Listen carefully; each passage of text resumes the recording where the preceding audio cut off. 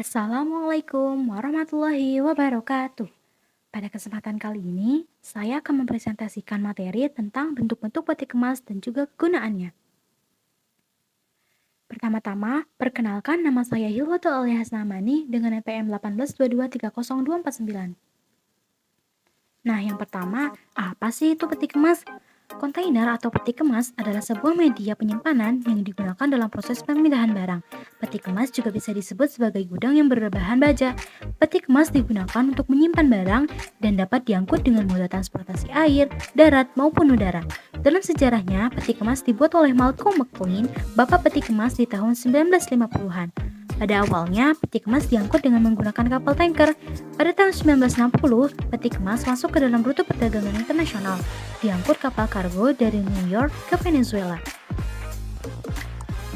Selanjutnya, ada sejarah peti kemas. Sejarah mencatat bahwa peti kemas hadir karena tuntutan efisiensi dalam pendistribusian dan pengangkutan barang. Pada tahun 1956, seorang pengusaha transportasi Amerika bernama Malcolm McLean memperkenalkan peti kemas kepada dunia untuk pertama kalinya. Kapal kargo perusahaan McLean, Ideal X, membawa sekitar 58 peti kemas dalam sebuah pelayaran dari New York ke Houston, Amerika Serikat. McLean menciptakan peti kemas yang dapat membungkus dan membawa muatan dalam jumlah tertentu di beberapa peti yang sama, sehingga semua kendaraan dapat mengangkutnya, termasuk truk, kereta api, kapal laut, dan angkutan lainnya untuk didistribusikan secara cepat, aman, dan juga efisien. Nah, beberapa contoh bentuk peti kemas yaitu yang pertama ada closed container, open top container, halfway container, dryable container, refrigerated container, tank container atau peti kemas liquid, platform container, dan kontainer kargo udara. Nah, yang pertama kita akan membahas closed container. Kegunaan closed container yang pertama yaitu kedap udara.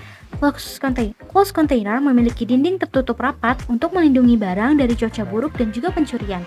Yang kedua, multifungsi. Closed container dapat digunakan untuk mengangkut berbagai jenis barang dari barang konsumen hingga kargo industri. Yang kedua, ada open top container. Kegunaan open top container yang pertama yaitu akses vertikal. Open top container memiliki atap yang dapat dibuka, memudahkan pemuatan barang besar. Yang kedua, fleksibilitas yang tinggi. Dapat digunakan untuk mengangkut barang yang terlalu tinggi untuk masuk ke dalam closed container. Yang ketiga, ada ventilasi yang baik. Desain terbuka memastikan sirkulasi udara yang baik untuk barang-barang yang sensitif. Selanjutnya, ada half-height container. Kegunaan half-height container yang pertama yaitu hemat ruang. Ukurannya yang lebih pendek membuatnya cocok untuk mengangkut barang yang tidak memerlukan ruang tinggi. Yang kedua, mudah diangkat. Bobot yang lebih ringan memudahkan proses bongkar muat. Yang ketiga, biaya yang murah. Harga sewa dan pengiriman half-height container juga lebih terjangkau. Selanjutnya, ada dry bulk container.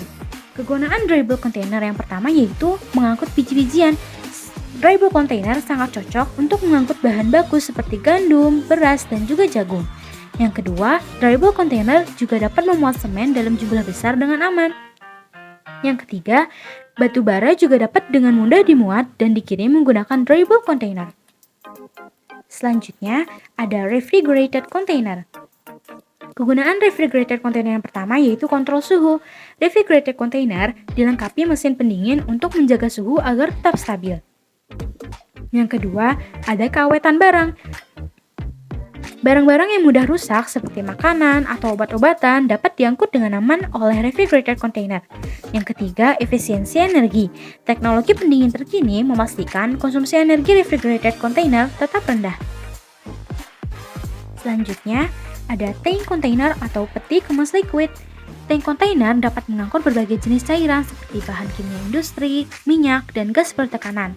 Tank container memiliki tangki internal yang kedap dan tahap korosi untuk mengangkut bahan kimia berbahaya. Tangki internal tank container dirancang untuk mengamankan pengiriman minyak dan produk turunannya. Tank container dilengkapi peralatan khusus untuk mengangkut gas bertekanan tinggi dengan aman. Selanjutnya, ada platform container. Kegunaan platform container yang pertama yaitu tidak memiliki dinding samping, hanya lantai dan dasar untuk memuat barang. Yang kedua, mudah diakses. Desain terbuka memudahkan pemuatan dan pembongkaran barang yang besar atau tidak standar. Yang ketiga, fleksibilitas yang tinggi. Platform container dapat memuat dapat memuat berbagai jenis barang dari mesin berat hingga kargo curah.